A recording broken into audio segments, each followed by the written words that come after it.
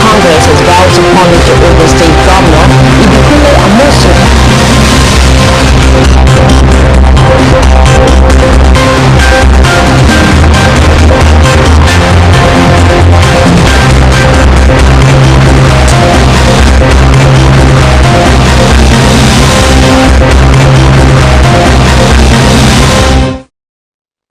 Hello, welcome. This is Celebration TV News Desk. Now from remarks, first the headlines.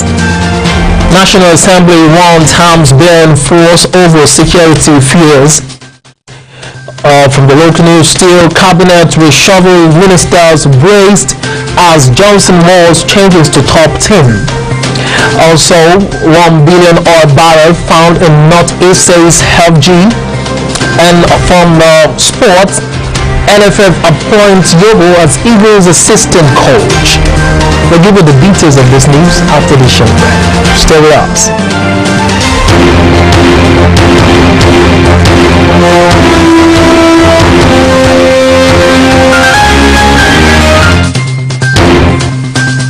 You're welcome back. And now the details of food.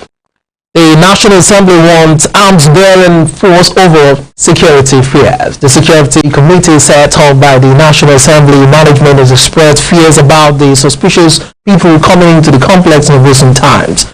A member of the committee said on the condition of anonymity on Wednesday the people dressed in formal attire were entering the premises daily. The committee set up by the clerk to the National Assembly, Mohammed Sonny Omolori, recommended arms-bearing elite force be established for the National Assembly. The source said the report was submitted late last year. The Director of Public Affairs of the National Assembly, Arya Danzaro, confirmed the development on Wednesday.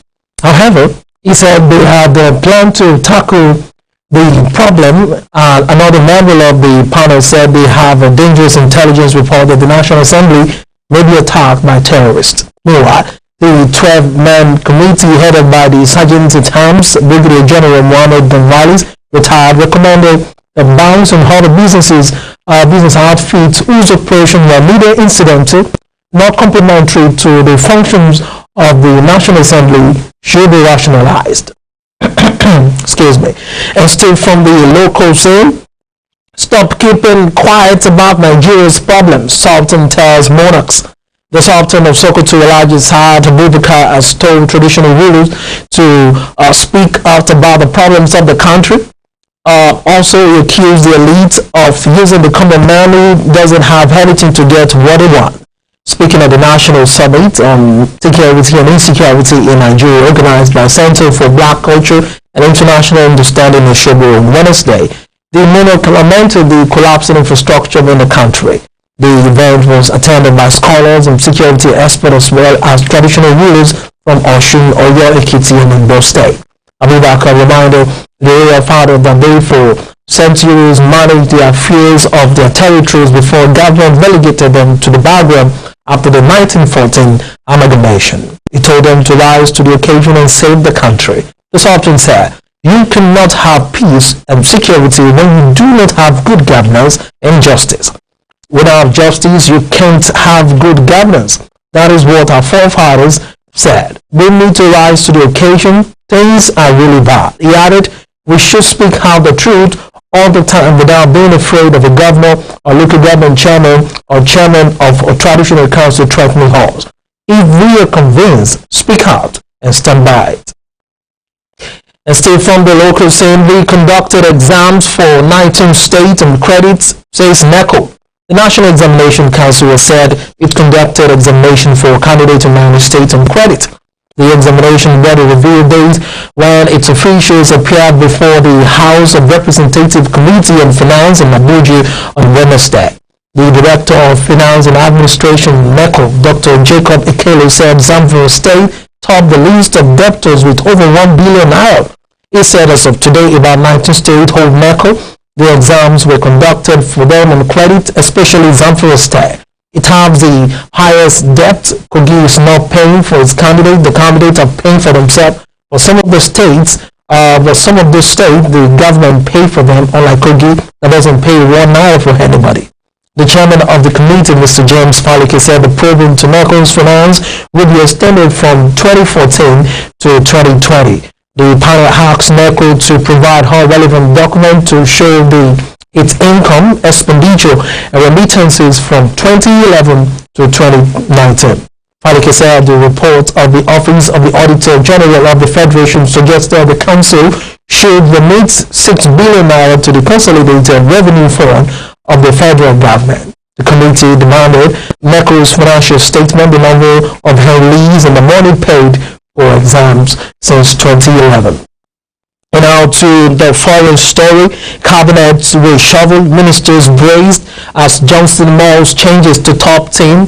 Also from the foreign story, coronavirus, Bahrain cruise ship rejected by 5 port dogs at last. Please stay with us. We'll give you details after the short break.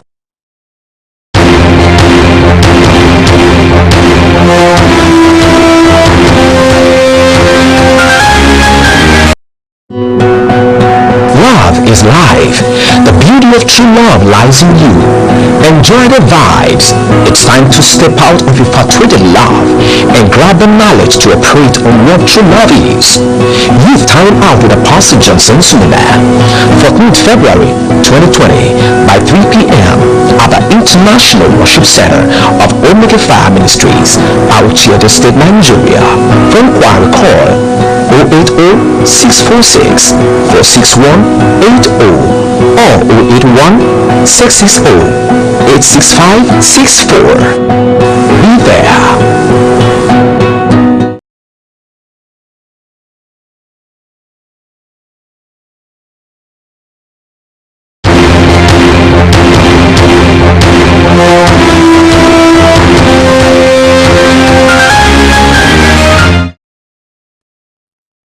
You're welcome back. Now to foreign stories. Cabinet reshuffled, ministers braced as Johnson Malls changes to top team. Senior ministers are bracing themselves for Boris Johnson's first major cabinet reshuffle since the Conservatives' general election victory. The PM will make a number of changes over the next 24 hours, although it is unclear how wide-ranging they will be. Attorney General Godfrey Court said he would be uncomplaining if, as some expect, he is sacked or moved. Defense Secretary Ben Wallace told the BBC the shovels were offered Luther, but he was hopeful of staying in the post. Ex-Secretary Matt Ankom joked at an event in London, "It's a huge pleasure to be here and with the government reshuffle in the offing. It's a great time to be talking about longevity." The Downing Street source told the BBC the PM would reward those MPs who have worked hard to deliver on government priorities to level up the country and deliver the change people voted for last year. Most of the cabinet has only been in their current jobs for just over 6 months, having been appointed when Boris Johnson became Prime Minister in July. The PM left his cabinet largely untouched following his party's decisive election victory in December, pending what sources suggested at the time would be a more significant overhaul after the UK left the EU on 31st January. Senior figures such as Chancellor Sajid Javid, Foreign Secretary Dominic Rahab, and Home Secretary Priti Patel are not expected to be moved, but others are considered more vulnerable. Mr. Johnson is expected to make changes at junior ministerial level, namely parliamentary undersecretary of the state, that could see a 50-50 gender balance in a push to promote female talent. There is also a plan to make at least 60% of the parliamentary private secretaries women by the summer, compared with just 18% at the moment. And as an interest in there, more from the foreign stories. Coronavirus, Bahrain cruise ship rejected by 5 port docks at last. A cruise ship that was stranded at sea because ports were worried about passengers bringing the coronavirus has been allowed to dock in Cambodia. The DC of the Hermes Westerdam saw it turned away by 5 places in Asia. Another cruise ship in quarantine in Japan has more than 200 infections, but the Western Dam with more than 2,000 crew and passengers has none. Only on Tuesday, the cruise liner attempted to dock in Bangkok but was denied permission. A Thai Navy ship escorted her out of the Gulf of Thailand from where she set course for Cambodia. On Thursday morning, the ship finally arrived at an anchoring point in the port city of Sinoville. The Western run by the US-based Holland American line departed Hong Kong on 1st February with 1,455 passengers and 82 crew members on board. The cruise had been scheduled to run for 2 weeks, and with those 14 days running up, the main worries about food and food supplies. As well as Thailand, it was also torn away by Taiwan, Guam, in Japan. The ship's captain, Vincent Smith, said the ship would anchor outside Sinoville to allow authorities to conduct health checks on board. Away from foreign stories now to business news. 1 billion oil barrels found in Northeast says LG. Infrastructure development fastest way to tackle unemployment, says Fashola. We'll give you this story after this short break. Please stay with us.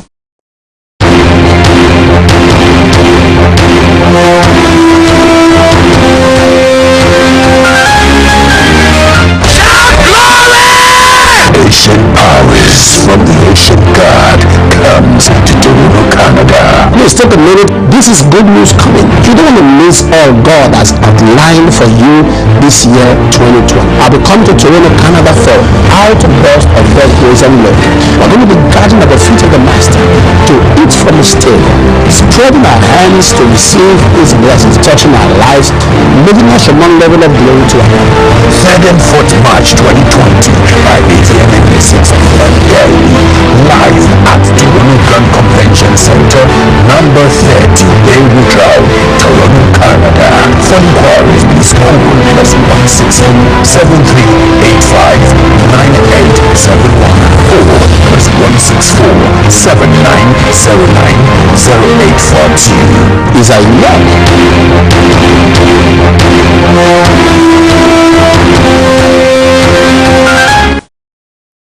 Welcome back now to business news. 1 billion oil barrel found in Northeast says LG. The Minister of State for Petroleum Resources, Chief Timothy Silva, said on Wednesday that the nation's oil and gas sector was worsened as the uncertain fiscal environment put a damper on investment. The minister also disclosed that about 1 billion barrels of crude oil are being discovered in the northeast of the country, adding that a lot of resources remain undiscovered in the country. Silva, who said these at a press briefing during the Nigerian International Petroleum Summit 2020 in Abuja, lamented that the passage of the petroleum industry bill had been delayed for many years. He, however, warned that most of the resources might have to be left in the ground, if not explored and produced, before the world moves away from oil. Silva said, from the evaluation report we are getting, the reserves that has been discovered in Northeast is about 1 billion barrels, and they are beginning to understand the geological structure of that area.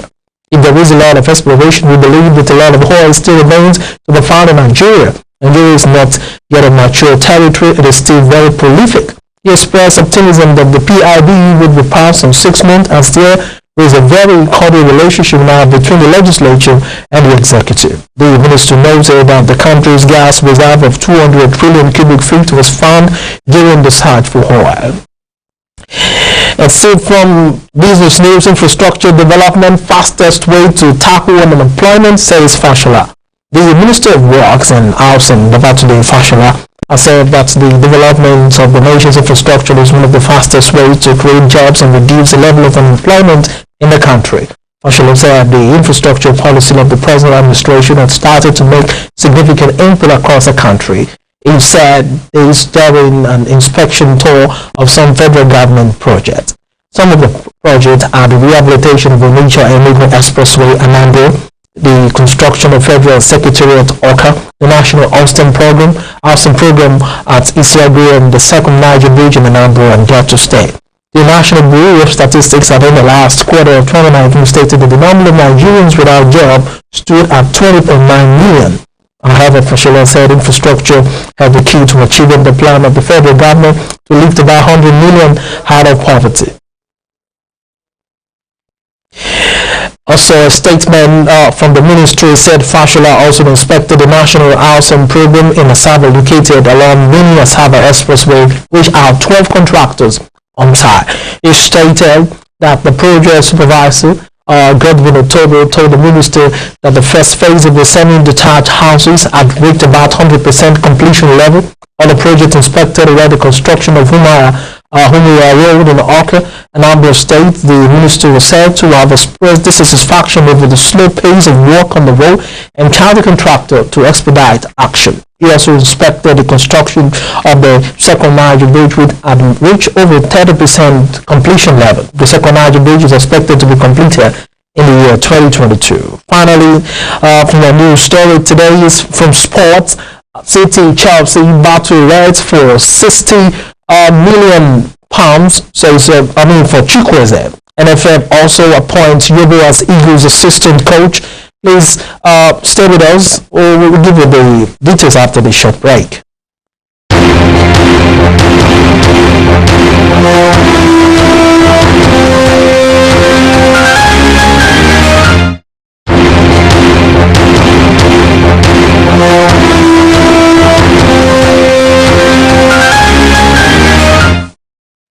Welcome back now to Sports Story in detail. CTA Chelsea battle Reds for 60 million pounds to CRUSADES. It's no longer news that EPL League leaders Liverpool are interested in Super Eagles Maxi Rangers Samuel CRUSADES. Jurgen Klopp reportedly made his interest in the Villarreal Starlets concrete by offering 30 million pounds, a bid reportedly turned down by the Yellow Submarines as it fell short of the 60 million pounds valuation of the player. The Reds may have to contend with the Manchester City and Chelsea for a signature. Pep Guardiola and Frank Lampard are both reportedly interested in the promising talent and we prepare some move for him. But there is a twist to the story. The move for the Nigerian may not materialize owing to a CAF decision to revert AFCON back to January format. He is a Nigerian international, however, and that could work against him following the announcement that the African Cup of Nations will revert back to its January format when it is hosted by Cameroon next year. CRUSADES has played 22 times, scoring 3 league goals and grabbing 3 assists for the Yellow Submarine so far. Still in sports, NFF appoints Yobo as Eagles assistant coach. The Nigerian Football Federation has appointed former Super Eagles defender and captain Joseph Yobo an assistant coach of the team. He replaces Amama Amakuro in the 3-time African champions technical group.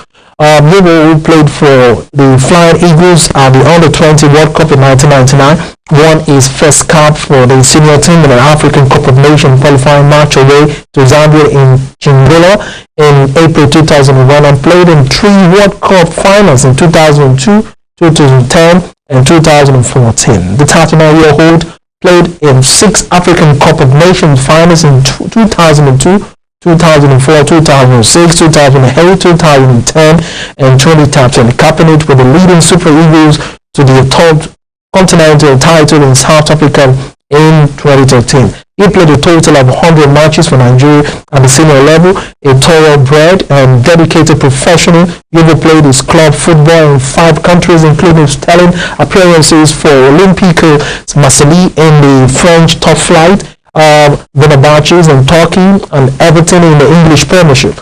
Yobo scored several crucial goals for the Eagles in important qualifying matches for the World Cup and at the African Cup of Nations. He was also among the scorers when the Eagles thrashed South Africa's Bafana 4-0 in a group phase match in Tunisia 16 years ago. Yobo also played club football in Belgium with Standard League, Tenerife in Spain, and Norwich City in England, having started out with Michelin Accord in River State in 1996. That's all we have for you today. From news from Celebration TV News Desk. Again, here are the headlines. National Assembly wants arms bearing falls over security fears. Cabinet will shovel ministers braced as Johnson knows changes to top 10. 1 billion oil barrels found in northeast Nigeria, says FG. NFL appoints Yobo as Eagles assistant coach. Thanks for staying tuned to Celebration TV News Desk.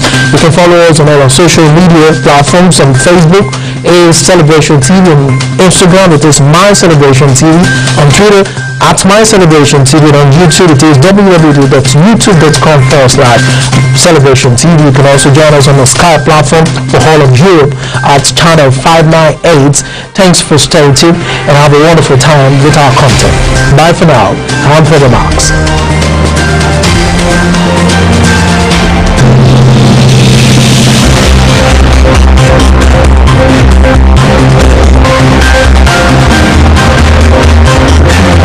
To 15.7 trillion naira by the end of December 2019. Senior Doctor,